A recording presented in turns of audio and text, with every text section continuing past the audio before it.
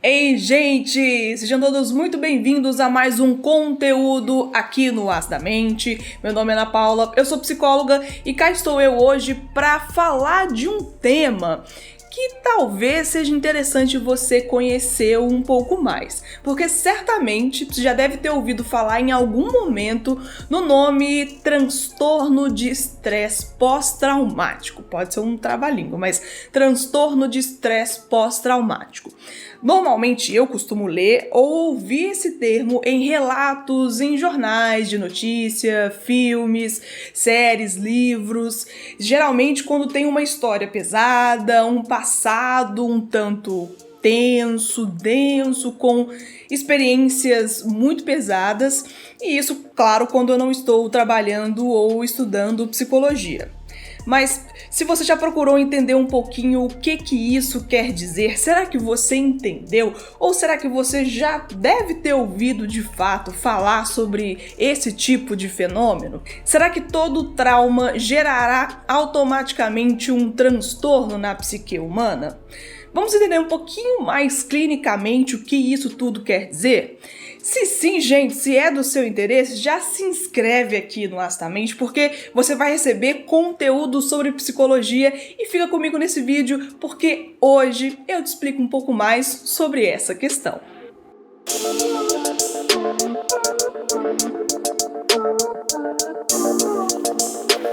Bem, pessoal, a vivência de situações negativas e crônicas nos mostram clinicamente a possibilidade de ocasionar uma existência de uma síndrome psicopatológica que hoje nós conhecemos como transtorno de estresse pós-traumático.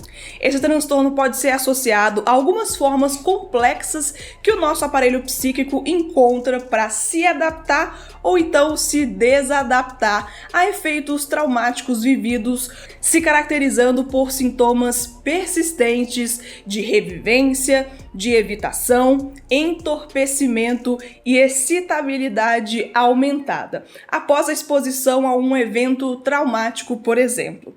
Evidências nos apontam que alguns eventos traumáticos podem ser desencadeados por situações de vida cotidiana, produzindo efeitos comparáveis ao estresse causado pelo trauma inicial. Se estiver muito confuso, fica tranquilo que eu vou tentar te explicar aqui como que isso tudo se encaixa. Lá no final você vai ver que vai fazer sentido.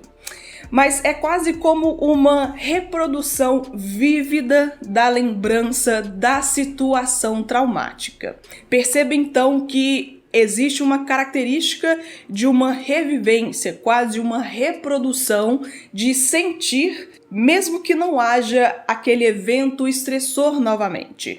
É como se você sentisse as dores da situação traumática sem que ela estivesse acontecendo para você novamente. Mesmo que a associação entre a vivência traumática e a manifestação de um conjunto de reações possa parecer um tanto óbvia atualmente, não era muito bem por aí antigamente, e foi somente na década de 80 que profissionais de saúde mental adotaram a ideia de que o estresse pós-traumático era de fato um construto psicológico válido. E aí, consecutivamente, eles se tornam suscetíveis de diagnóstico e, consequentemente, de tratamento. Para você ver que mesmo que as coisas hoje em dia possam parecer muito óbvias, ainda assim é importante reconhecer esse contexto histórico e ver que nem sempre as coisas eram do jeito que elas são hoje. Voltando aqui para critérios, para diagnóstico, aquela forma de compreensão que quem já está aqui no canal comigo há mais tempo já conhece, no DSM-4, o critério que busca compreender e definir esse transtorno aponta dois componentes principais para a definição do termo. Definindo as características da vivência traumática, que nós chamamos de critério A1. Nesse critério A1, existem algumas características aqui que a gente precisa levar em consideração, que são vivência, testemunho ou confronto de eventos que envolvam ameaça à integridade física própria ou de outros, e um outro que caracteriza a resposta da vítima a tal evento. O critério A2 já corresponde à resposta do indivíduo ao medo intenso, à impotência ou ao horror, por exemplo. Perceba aqui que nós temos dois fenômenos diferentes. Um é o acontecimento ameaçador a você ou a outra pessoa. E o outro já é a resposta que a gente entrega àquela experiência traumática. Já no DSM-5, que é a versão do DSM-4 atualizada, a definição de evento traumático seria a pessoa ser exposta ou ameaçada de morte, passar por um grave ferimento ou abuso sexual em uma ou mais das seguintes maneiras. Presta atenção aqui que, fora essas características citadas anteriormente, tem outras aqui que foram acrescentadas nessa atualização. A primeira maneira é experienciando o evento ela mesma. Você lembra que agora há pouco a gente comentou sobre a experiência estar ligada diretamente a gente ou a um terceiro? Aqui também isso continua. A segunda é assistindo o evento ocorrer com outros. O terceiro, recebendo uma notícia de que o evento ocorreu com alguém próximo e que envolveu consecutivamente morte ou ameaça, por exemplo, de forma violenta ou acidental. O número 4 é experienciando o evento de forma repetida ou de maneira extrema. E aqui não está incluso a exposição a vias eletrônicas, por exemplo, televisão, filme, fotos, a menos que essa exposição esteja relacionada com o trabalho da pessoa. O agravamento desses sintomas está diretamente associado ao número de experiências traumáticas, tanto quanto a gravidade desses traumas. Então a gente pode perceber que existe um componente que pode ser dado ao quesito da continuidade ou da repetição, mas também a gravidade. Pode ser um evento traumático apenas assim, entre várias aspas, mas que foi o suficiente para gerar todo esse transtorno na psique humana. E veja bem, se você está aqui comigo até agora, eu acredito, talvez eu possa imaginar, que esse conteúdo está sendo interessante para você. E se eu tiver certa nesse palpite, não se esqueça de se inscrever aqui no Acidamente se for novo por aqui, ou se você for velho, mas está cometendo essa mancada de não estar inscrito, e deixa um joinha aqui que vou agradecer bastante a sua interação. Mas continuando aqui nesse tema de hoje, que eu sei que é pesado a gente falar sobre isso, mas é um tema importante na psicologia que pode ser interessante para você que tem interesse em saber um pouco mais sobre a psique humana.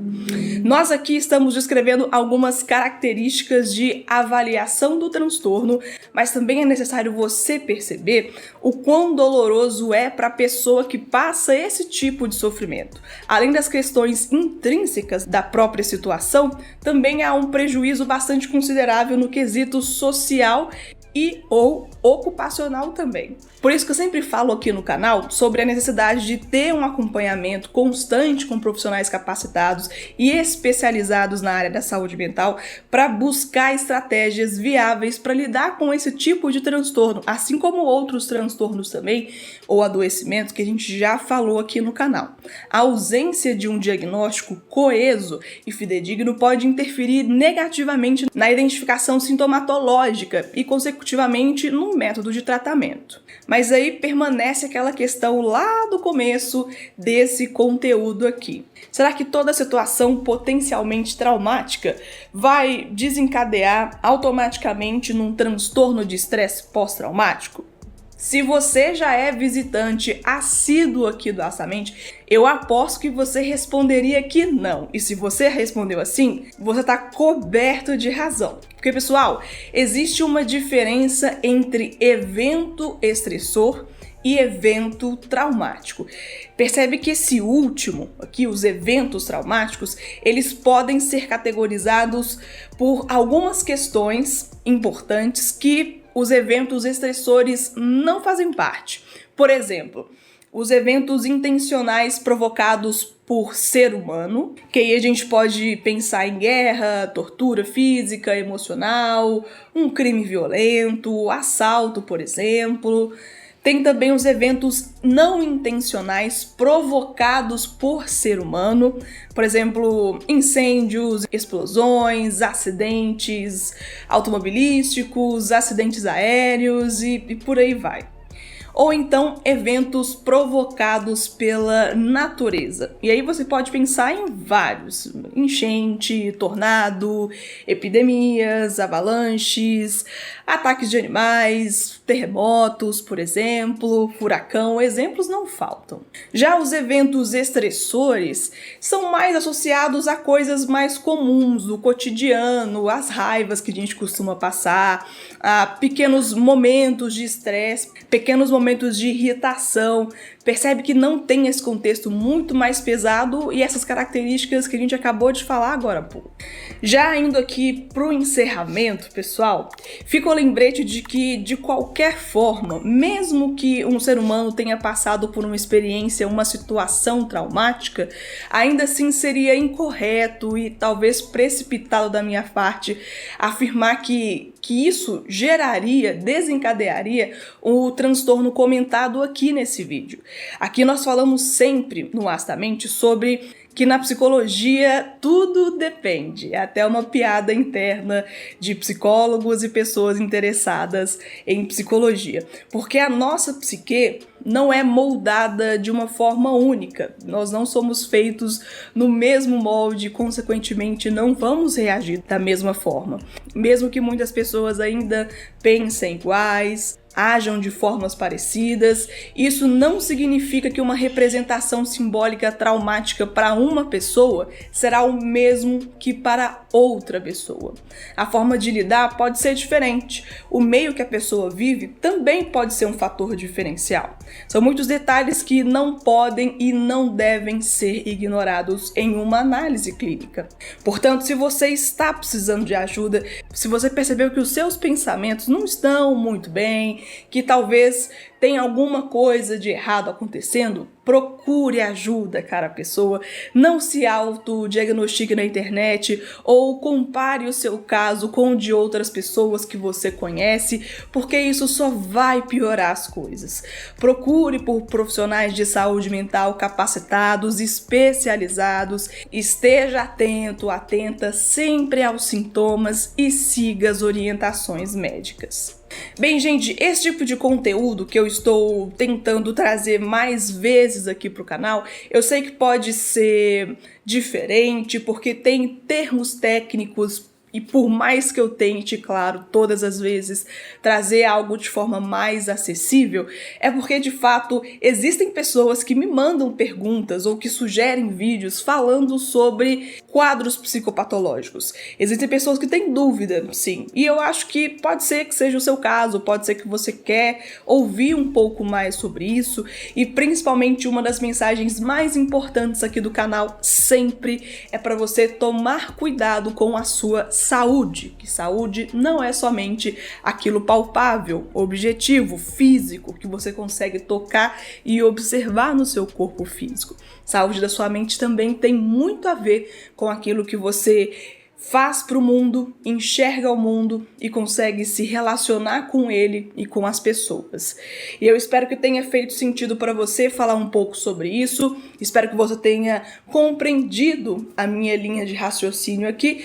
E é claro, eu posso tentar fazer outros conteúdos também sobre esse mesmo tema, explicar um pouco mais sobre algo que eu tenha passado aqui desapercebido, achando que eu tenha falado de forma simples, descomplicada, mas só que não.